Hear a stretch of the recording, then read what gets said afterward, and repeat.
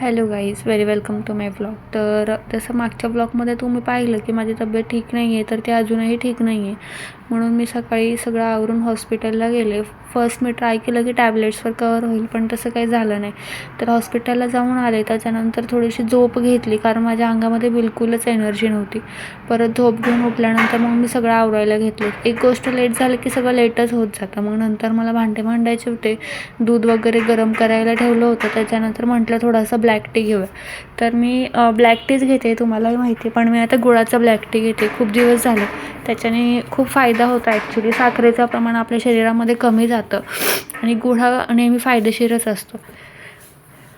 त्याच्यानंतर black tea पिऊन झाल्यानंतर मला जायचं होतं बोरनान आणि हळदी कुंकवासाठी.